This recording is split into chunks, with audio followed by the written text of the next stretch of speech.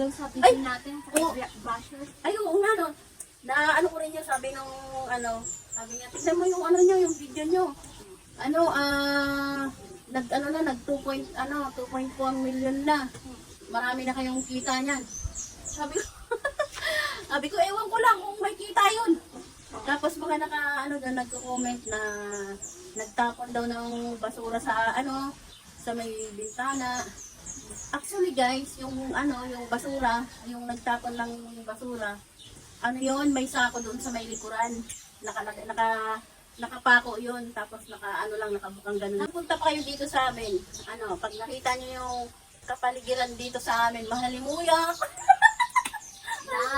Hallelujah! Mahalimuyak. Malinis naman kasi bakuran namin. Kaso lang, siyempre yung mga kapitbahay namin, sa harap namin may kalapatihan. Sa gilid namin may manukan. Parang may farm dyan. Pero hindi naman siya farm. Kung kasi ito puro bahay. Pero ginawa nilang farm yung harap nila. So, tapos yung sa gilid naman may kalapatihan din. Tapos yung sa likod naman, laging may parking. Doon naman guys sa may kinuhang pera, nilagay sa bra. Actually guys, hindi sa bra yun. Dito lang ganito kagaya nito. Asan yung pera mo? Ito, Strap ng bra. actually, magluluto sana ako noon. Magluluto sana ako. Kaya lang, dumating siya. May daladalang juice, tsaka yung pera nilagay niya sa lamesa. Ang ginawa ko naman, kinuha ko. Idudok ko sana siya. Kaya lang natuluyan. Kinakabahan talaga ako nun kasi nagtapon ako ng balat ng juice na tinimpla ko nun. Tapos akala ko nadampot ko din yung 1K, tapos tinapon ko kasi doon. Sabi ko, baka mamaya nadampot ko din yung 1K, bigla kasi nawala din. Tapos, ang nun, yung sinasabi nilang scripted daw yun, kasi sumisilip ako sa may sa may pintuan. Sumisilip talaga ako doon kasi siya. Kasi may camera siya kasi nag-video siya ng pang-video po. Kumbaga. Tapos tinitignan ko siya kung tatawa siya o hindi. So ako, di ko naman siya nakikita tumatawa na kaya nakagano'n ako sa may tapos pumasok na ako sa may kusina ulit. Tapos sinuhuli ko siya, doon ko na lang daw kasi yung pera na iwan. Tsaka hindi sa bra. Yung sa bra dito. Yung dito. Strap. Ayan, dito sa may sa may balikat. Ayan diyan ko nilagay. Kasi nung araw na yun talaga, wala rin ako. Kasi may isip na content. Tapos maraming nagsasabi na yung mga Diba, may yung na yon, yung actually hindi talaga inaasahan yung na yun, yung kuha na yun sa CCTV. Talagang wala kaming ang hindi naman talaga namin intention na gano'n yung mangyayari. Dahil nakabukas yung CCTV. Kaya yun, tinuruyan na lang. para nung may masama kami ginawa sa video. Wala naman talagang doon. Joke ko lang sana siya kasi bumili siya ng tindahan. Namili ako sa tindahan. Bumili siya sa tindahan, tapos walang sukle. Binili ko na buong tindahan. Tapos pag uwi niya, nakita ko yung 1,000. Dinap ko siya para kabahan lang siya. Kaya lang sa amin kasi normal na yung gano'n yung bigla ako magaan. Normal na sa amin yung gano'n. Kaya yung mga dyan, dapat kasi panoorin muna ng buo para kasi yung iba Sa amin biruan lang yun. Pero kasi sa inyo siniseryoso yun. Pero yung iba, yung hindi kasi pinapanood ng buo, kaya ganun yung react nila na may nakita sa bra. Hindi naman bra. Nasaan ba yung bra natin? Hindi naman dito. Kung sa bra, dito sinipsok. Kung sa dito. Ayun lang, nililinaw namin kasi nga. Tapos yung pagtapon ng basura. So, ayun na nga guys. Pagtapon ng basura, actually hindi kami nagtatapon ng basura.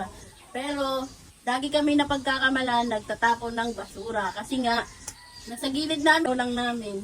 Ba't kayo mga ang dami? Kabaliktaran yung mga nasa ano nyo, tapos yung masama ugali. Kabaliktaran yun, guys. Bakit kaya ang daming ano, ang uuwi nila kung mag-uuwi?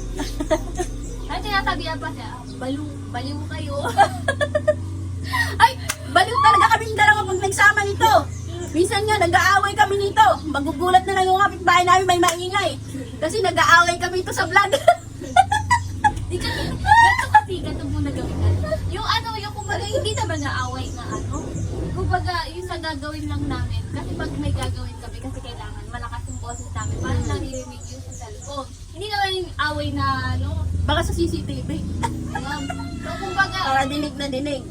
kumbaga kasi sa ano, araw-araw kaming nag-video, merong umaga, may Mayroon din ano to? Mayroon din ang taba. Mataba. Mataba. Magpapadagdag pa nga ako ng taba eh. Alam mo, sabi isa yung sexy.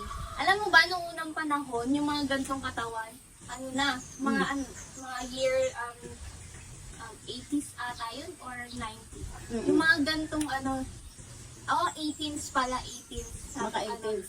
Festival na ano. Festival ba yun? Kalimutan mo yung ano, yung, si Spain, yun, si Spain. 18s siya. Yung mga ganyang katawan, talagang ano, yung naaakit yung mga lalaki. Kasi, oo, kasi ganyan talaga yung ano na ayaw nila na. Grabe naaakit. Oh, hindi mo ka. Uy, magbibideo tayo. Kumbaga yung mga ganito namin katawan, yung mga payat, hindi sila na-attract. Mas na-attract yung mga lalaki noong 18s sa mga ganito. So, kumbaga, Guys, yung ano namin. Yung iba natutuwa, yung iba naiinis. Siguro kasi yung naiinis, siguro gawain nila yun. Tapos yung natutuwa naman, relate siguro nila yung, kasi siyempre naranasan na rin siguro nila ng makupitan, ng mapakialaman yung pagkain.